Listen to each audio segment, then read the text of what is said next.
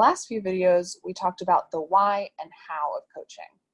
Now let's actually get into the what. What are we talking about with students? Coaches use focus areas to assess student strengths, identify opportunities, and point out red flags when they might arise. Let's start with career. This area focuses on the range of actions that students can undertake in order to prepare for their career.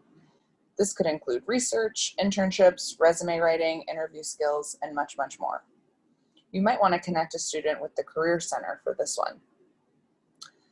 Career might also involve having a bigger picture conversation with the student about what they want to do with their life after college. Next, let's talk about commitment to graduation. This is a really important area to focus on when building motivation in students. What's actually motivating them to get a degree? How does graduation fit into their longer-term life goals? You can think about this focus area like helping students keep their eye on the prize as they move through the day-to-day of life. Next, let's talk about managing commitments. This area encompasses family, friends, work, deployment, illness, children's health, aging parents, and the like. People often drop out of school because life happened. That's what commitment is all about. Coaches must seek to understand what personal situations are affecting the student and their motivation. A coach can help that student use available resources, adopt new strategies for balancing life and school, or just be a good listener. This is an area that can feel really big, and it's one of the most important. Effectiveness. There are a couple different ways to think about effectiveness. Effectiveness refers to how the student follows through on getting tasks accomplished. Can they complete their necessary tasks?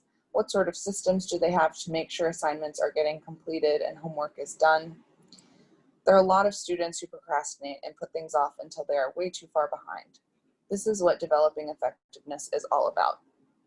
Effectiveness can also be thought of in relation to organization and time management. Those are two of the areas that come up the most in this focus area. Next, let's move to school community. This focus area is about what the student thinks about school. Do they feel like they belong? Are they proud that they go to school here? A student might have one negative experience in one area of school, and that could impact other departments as well. You're in a prime position to show how much the school is invested in a student's success. You might actually be their definition of the school experience. Another facet of school community is making sure that the students understand how the policies and procedures work at the university. In other words, do they get how college even works? Next, let's move to academics. This is a really popular focus area amongst students in my experience. In this focus area, you're going to talk to students about navigating the process of classes, building schedules, learning about different majors, maybe getting connected to tutoring, and potentially helping them develop study schools to succeed in their classes. Next, let's discuss health and support. In this focus area, you're going to help students identify who's in their support network for when tough times inevitably arise. It's really important that students know who they can rely on when things get tough.